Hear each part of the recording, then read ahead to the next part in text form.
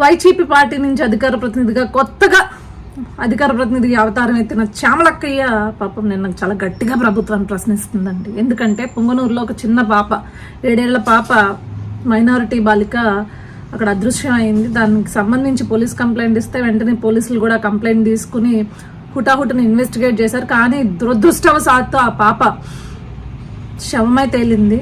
జరగకూడదు, ఎవరిళ్లలోనూ జరగకూడదు ఇలాంటిది. ఖచ్చితంగా ఆ దుర్మార్గులకి ప్రభుత్వం తరపు నుంచి కఠినమైన శిక్షలు పడతాయి. అదేవిధంగా ఈరోజు హోమ్ డిపార్ట్మెంట్ అనిత గారు కూడా చాలా సీరియస్గా తీసుకున్నారు. ఇన్సిడెంట్ని సీరియస్గా తీసుకుని ఎవరైతే ఇలాంటి ఘాతకానికి పాల్పడ్డారో వాళ్ళపైన కఠినమైన శిక్షలు ఈరోజు వేసేలాగా, లేకపోతే కఠినమైన చర్యలు తీసుకునేలాగా ఆవిడ ముందుకు వెళ్తున్నారు. కానీ ఈ శ్యామలక్క ప్రశ్నించిన తీరు నాకు భలే అనిపించింది. అసలు శ్యామలక్క ఒకటి మాత్రం క్లియర్ చేస్తా, గతంలో మీరు అంటే మీ ప్రభుత్వం ఉన్నప్పుడు ప్రశ్నించిన వాళ్ళని ఆపారు, అడ్డుకున్నారు. కానీ మేము అలా కాదు, ప్రశ్నించాలి. కానీ ఎవరిని ప్రశ్నించాలి? గతంలో మీ ప్రభుత్వం మొద్దు నిద్రపోయింది చూడు, అప్పుడు బయటకు వచ్చి ప్రశ్నించుంటుంటే ఎస్ కరెక్ట్ అయిన ఆడదాన్ని నువ్వు, ఆడవాళ్ళ కోసం నిలబడ్డావు అని శభాషని మేము కూడా అనేవాళ్ళు. గతంలో మీ ప్రభుత్వం ఎంతోమంది ఆడబిడ్డల మాన ప్రాణాలు పోతున్నా నోరు మూసుకుని కూర్చున్నప్పుడు నీకు ప్రశ్నించే అసలు హక్కు కూడా లేదనమాట. అంటే నీ పరిస్థితి ఎలా ఉందంటే ఆత్రపు పెళ్లి కొడుకుంటే అత్తమెల్లో తాలిగట్టాడంట, అలా ఉంది. కొత్త పదం వచ్చిన వెంటనే పాపము ఏదో మాట్లాడేయాలని చెప్పేసి మన ఘనమైన గత చరిత్రను మర్చిపోతే ఎట్లక్క? 4 ఇన్సిడెంట్స్ చెప్తాను అక్క. ఎంతో మంది ఆడబిడ్డలు మానవ ప్రాణాలు కోల్పోయారు గత ప్రభుత్వంలో, అంటే గత 5 ఏళ్లలో. దాంట్లో ఒక్క 4 ఇన్సిడెంట్స్ చెప్తా.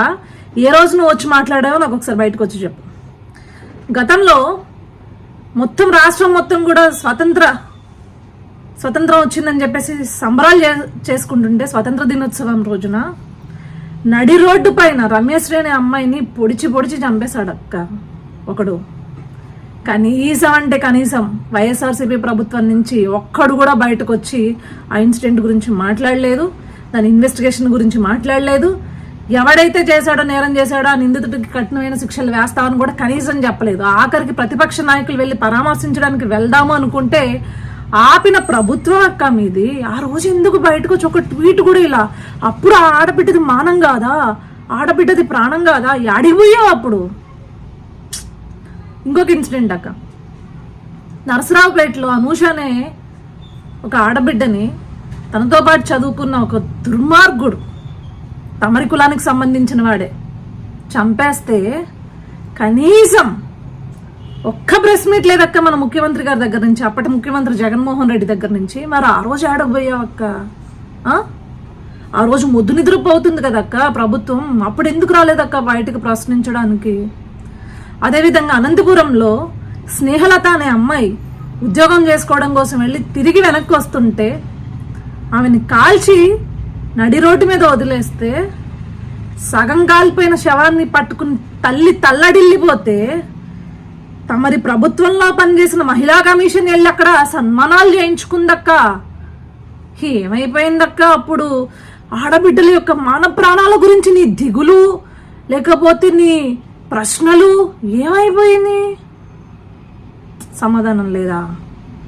ఇంకొకటి, నడి రోడ్డు పైన వైజాగ్లో ఒక ఆడబిడ్డ గొంతు కోసేస్తే కనీసం అంటే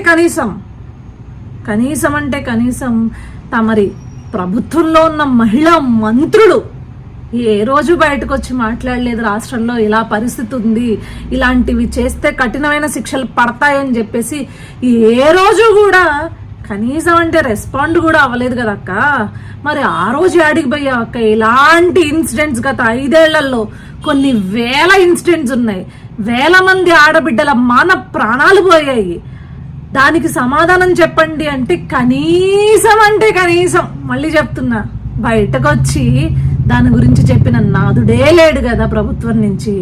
మరి ఆ రోజు ఎందుకు ప్రశ్నించలేదు? ఈ రోజు ఎందుకు ప్రశ్నిస్తున్నావు? ప్రశ్నించాలి. ఎవరిని ప్రశ్నించాలి?